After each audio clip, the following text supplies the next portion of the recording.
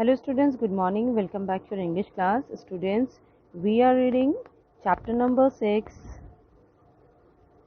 Jodi's Fawn in English literature.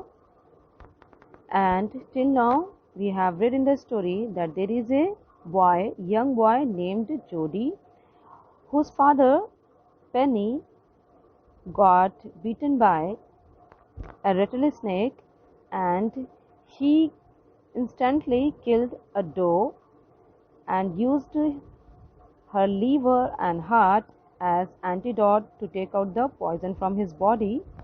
After that, Jodi has been thinking about the little baby fawn who is now without mother, and he went along with Millville to find that fawn. And now in part 3rd, we're gonna see that whether Jodi would find that little fawn or not. Let's continue with this story. Movement directly in front of him startled him so that he tumbled backward.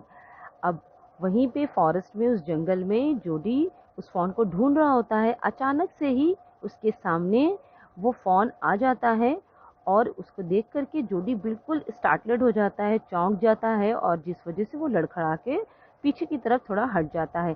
The fawn lifted its face to his, it turned its head with a wide wandering motion and shook him through with the stare of its liquid eyes. अब जो fawn होता है वो अपनी आंखों को उठा करके उसकी तरफ देखता है, अपने फेस को उठा करके उसकी तरफ देखता है और अपने हेड को बहुत ही वॉन्डरिंग मोशन के साथ पलट करके देखता है। वो इस वक्त बिल्कुल स्टेयर कर रहा होता है अपनी लिक्विड आइज में। उसकी आंखों में एक टेयर होता है, आंसू होते हैं और उसी आंखों से वो उस जोड़ी को देख रहा होता है, जिसकी वजह से वो बिल्कुल जोड़ी जो होता है वो बिल्कुल शूक हो जाता है, अंदर से बिल्कुल हिल जाता है उसकी आंखों की तरफ देख करके। इट वॉज क्वेरिंग और वो एक्चुअली जो फॉन था वो कांप रहा होता है डर की वजह से, और यही चीज़ देख के जोडी बहुत ही ज़्यादा इमोशनल हो जाता है। It made no effort to rise or run. Jody could not trust himself to move. तो इस तरह से जोडी वहाँ से बिल्कुल मूव नहीं कर सका और उसके पास आकर के उससे कहता है, ही विस्पर्ड, इट्स मी, ये मैं हूँ। The fawn lifted its nose, scenting him, he reached out one hand and laid it on the soft neck. और जैसे ही जोडी उसके करीब आकर के कानों में उसको धीमे से कहता है कि ये मैं हूँ, फॉन अपनी नोज को ऊपर उठाता है और उसको एक तरीके से सेंट स्मेल करता है। और उसके बाद जोडी अपना एक हाथ बाहर निकाल के उन झाड़ियों में से उसकी नेक को, सॉफ्ट नेक को, जो वेलवेटी टाइप होती है उसकी स्किन, उसकी गर्दन को उसके ऊपर हाथ फिराता है। द टच मेड हिम डेलिरस, और उसको बहुत ही अच्छा फील होता है। उसको लगता है कि जैसे ही उसको टच करता है वो बहुत एक्साइटेड हो जाता है, अंदर से उसको बहुत अच्छा फील होता है।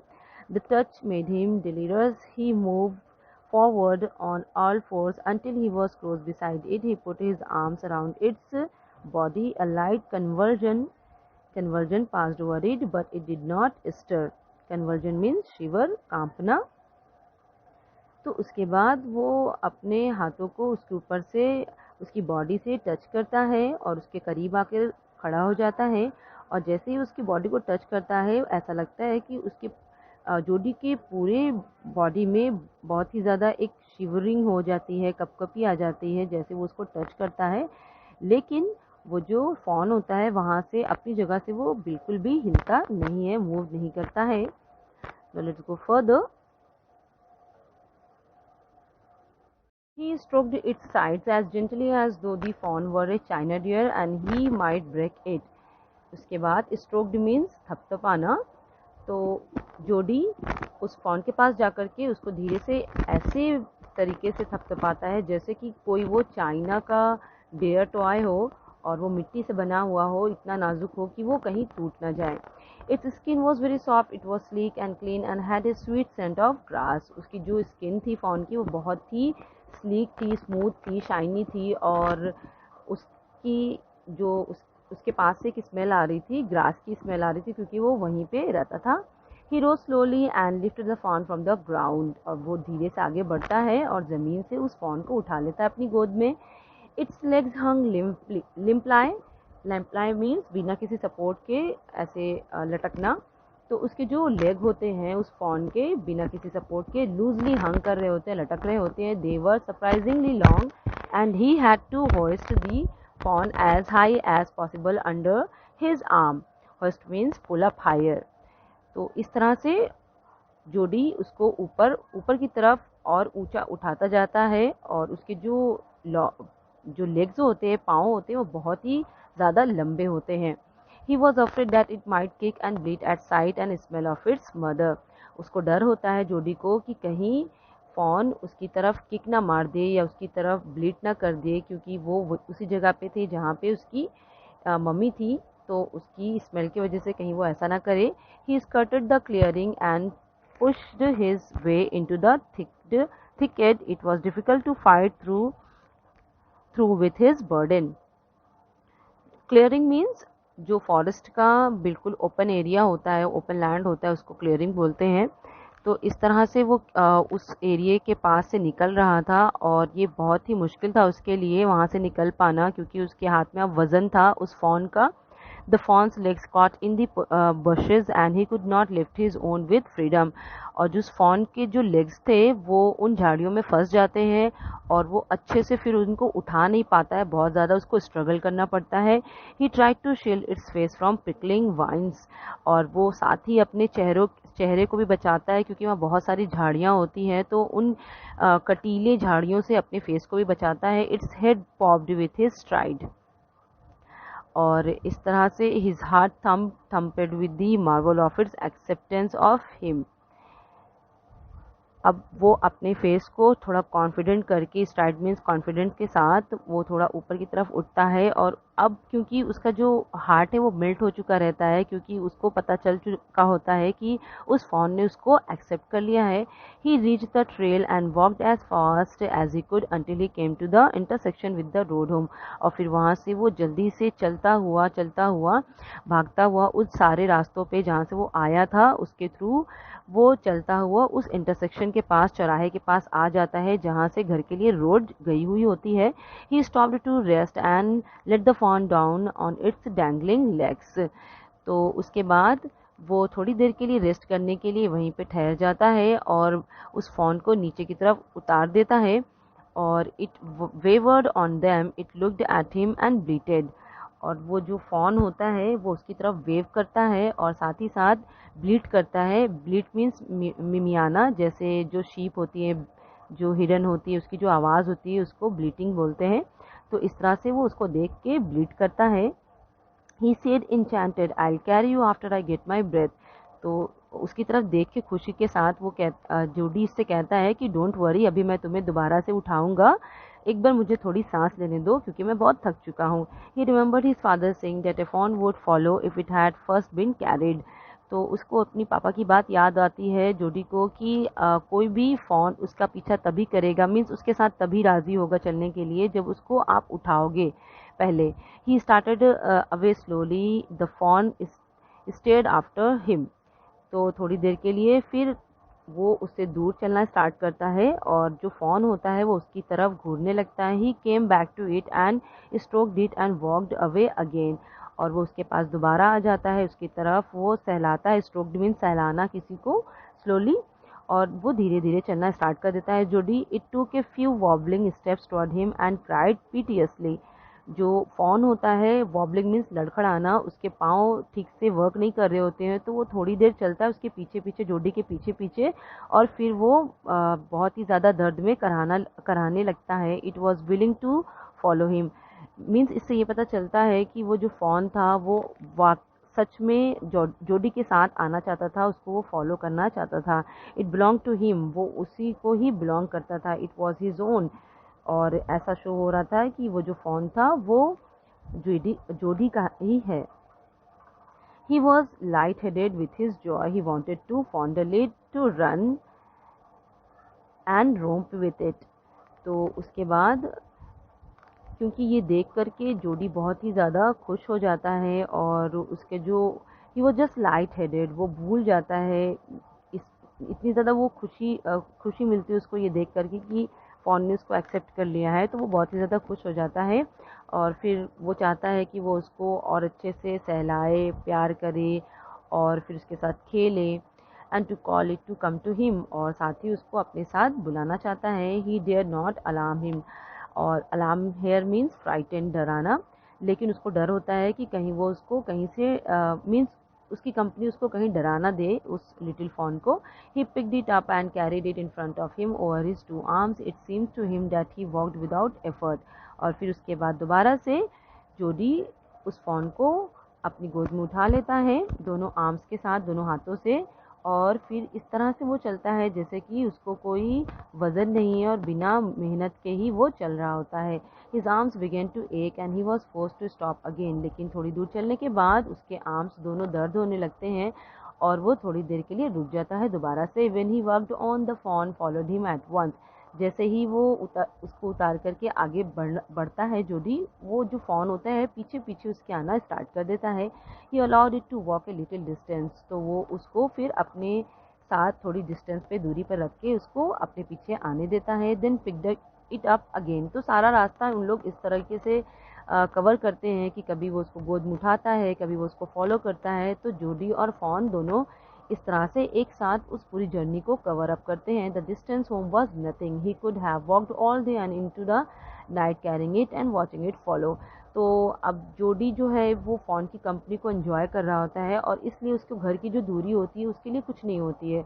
वो इतना एंजॉय करता है उसकी कंपनी, उसको चलते हुए देखना कि वो चाहे दिन हो रात हो, वो उस तरह से उसको उठाए हुए आराम से कई मीलों तक चल सकता है। He was wet with sweat but a light breeze blew through the June morning. वो पूरी तरीके से थक चुका होता है जोडी, उसको पसीने आ रहे होते हैं, लेकिन अब सुबह हो रही होती है, मॉर्निंग का टाइम होता है, जून सीज़न चल रहा होता है, तो वो जो हल्की ब्रीज़ होती है, जो एक ठंडी हवा होती है कोल्ड मॉर्निंग में, जब आपको ये ठंडी हवाएं चलती है उसको ब्रीजिंग बोलते हैं, तो वो उसको वो कूल करती है, मीन्स उसका पसीना उसकी वजह से सूख जाता है। The sky was as clear as spring water in a blue china cup. तो जो आसमान होता है बिल्कुल साफ़ होता है जैसे कि कोई स्प्रिंग वाटर हो किसी ब्लू चाइना कप में। तो यहाँ पे इसको पर्सोनिफाइड किया गया है। केम टू द क्लियरिंग, और वो वापस से खुले मैदान में आ जाता है। It was fresh and green after the night's rain, और रात में बारिश हुई थी, इस वजह से वो जो मैदानी एरिया होता है वो बहुत ही ज़्यादा ग्रीन होता है, हरियाली होती है वहाँ पे। He fumbled with the latch and was finally obliged to set down the fawn to manage it. और उसके बाद वो धीरे से उसको उतारता है, और उसके बाद फंबल्ड मीन्स किसी चीज़ को टटोलना, लैच जो सिटकनी होती है वो मीन्स घर के जो डोर होता है उसकी सिटकनी को टटोलता है, लेकिन वो उसमें कामयाब नहीं हो पाता है जोडी। तो इस तरीके से वो फ़ॉन को नीचे उतार देता है कि अब क्या किया जाए। उसके बाद ही हैड एन आइडिया, उसके बाद उसके माइंड में एक आइडिया आता है। He would walk into the house into Penny's bedroom with the fawn walking behind him, but at the steps the fawn barked and refused to climb them. Barked means unwilling to do something. तो उसके mind में idea था कि क्यों ना अपने father के bedroom से ही अंदर जाया जाए घर के। तो अब वो वहाँ से चढ़ने के लिए आगे बढ़ता है, लेकिन जो फ़ॉन होता है वो बिल्कुल रिफ्यूज़ कर देता है आगे चढ़ने के लिए। He picked it up and went to his father Penny lay with closed eyes. वो उस फ़ॉन, क्योंकि फ़ॉन चढ़ने के लिए मना कर देता है, तो वो अपनी गोद में उसको उठा लेता है और फिर अपने फादर के रूम में एंटर करता है। पेनीले विथ क्लोज्ड आइज, वहाँ पे उसका फादर आंखें बंद करके सोया हुआ होता है, लेटा हुआ होता है। Penny turned his head, Jody stood beside him, the fawn clutched hard against him.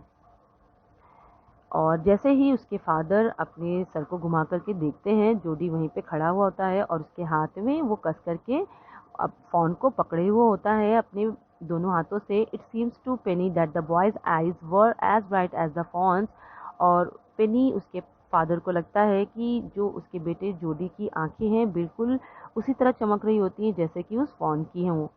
He said I am glad you found him, वो कहते हैं कि मुझे बहुत खुशी है कि तुमने इसको ढूंढ ही लिया। Jody then went to the kitchen, the fawn wobbled after him, Jody वहाँ से किचन में जाता है और फॉन उसके पीछे पीछे लड़खड़ाता हुआ आगे बढ़ जाता है। A pan of morning's milk stood in the kitchen safe, और वहीं पे जो मॉर्निंग के टाइम पे दूध आता है वहीं पे रखा हुआ होता है सेफ में। The cream had Ryzen on it, और उसके ऊपर क्रीम भी आया हुआ होता है, मलाई आई हुई होती है। स्किम्ड द क्रीम इनटू ए जग, और वो जो क्रीम है वो एक जग में निकाल लेता है। पोर्ड मिल्क इनटू ए स्मॉल गोर्ड, और मिल्क को भी वो एक छोटे कंटेनर में निकाल देता है। He held it out to the fawn, ये सब कुछ वो फॉन के लिए करता है। It butted it suddenly smelling the milk, और जैसे ही दूध को देखता है वो फॉन अचानक से वो दूध की तरफ अट्रैक्ट हो जाता है, मिल्क की तरफ। He saved it precariously from spilling over the floor, और it could make nothing of the milk in the gourd. और फिर वो उसको जो जोडी होता है वो क्योंकि वो बहुत एक्साइटेड हो जाता है जो फॉन होता है मिल्क को देख करके, तो वो किसी तरह से उस मिल्क को ज़मीन पे फैलने से, गिरने से बचाता है। He dipped his finger in the milk and thrust them into the fawn soft wet mouth, वो अपनी उंगली को उस मिल्क में डिप करके फिर दोबारा से फॉन का जो सॉफ्ट माउथ होता है उसमें डालता है। इट सक्ड ग्रीडली, और वो फॉन उसको अच्छे से सक कर लेता है, चूस लेता है। When he withdrew them it bleated frantically and butted him, और जैसे ही वो उसको ऐसे फीड कराता है तो वो दोबारा से ब्लीड करता है और बहुत ही प्यार से उसकी तरफ देखता है। He dipped his finger again and as the fawn sucked he lowered them slowly into the milk, और वो दोबारा से ऐसा ही करता है और धीरे धीरे उसको दूध जो मिल्क होता है उसकी तरफ उसकी नेक को कर देता है। The fawn blew and sucked and snorted, इस तरह से वो धीरे धीरे उस मिल्क को फिनिश करने लगता है वो fawn. It stamped its small hooves impatiently, और फिर वहीं पे वो अपने जो खुर होते हैं, जो हुप्स होते हैं, वहीं पे वो जमा करके खड़ा हो जाता है। As long as he held his fingers below the level of the milk, और जोडी जहाँ तक मिल्क का जो लेवल था वहाँ तक उसने अपनी उंगलियाँ जमा के रखी थी। द फॉन वॉज कंटेंट, और वो जो फॉन था वो धीरे धीरे उस मिल्क को सक कर रहा होता है। It closed its eyes dreamily, it was ecstasy to feel its tongue against his hand, और जोडी को उसको फीड कराने में बहुत ही ज़्यादा डिलाइट फील करता है। And then its small tail flicked back and forth, the last of milk vanished in a swell of foam and gurgling, and now he is enjoying his company and feeding him। And वो बहुत ही ecstasy means जब आप बहुत ही ज़्यादा किसी चीज़ में मंत्रमुग्ध हो जाते हैं और आपको बहुत ही अच्छा लगता है, तो इसी तरह से जोडी को बहुत ही अच्छा फील होता है जब उसकी जो टंग होती है उसके हैंड पे टच होती है, और उसकी जो छोटी सी टेल होती है, पूँछ होती है, वो आगे पीछे इस तरह से मूव हो रही होती है। और लास्ट जो मिल्क होता है वो एक बार में ही बिल्कुल गायब हो जाता है झाग के साथ और गगलिंग के साथ, विच मीन्स कि अब उस फॉन ने उस मिल्क को पूरे तरीके से फिनिश कर दिया होता है। With this the story ends and the writer is Marjorie Kennan Rawlings. I hope you have understood these stories. I'll see you next class, children. Till then, take care. Bye bye.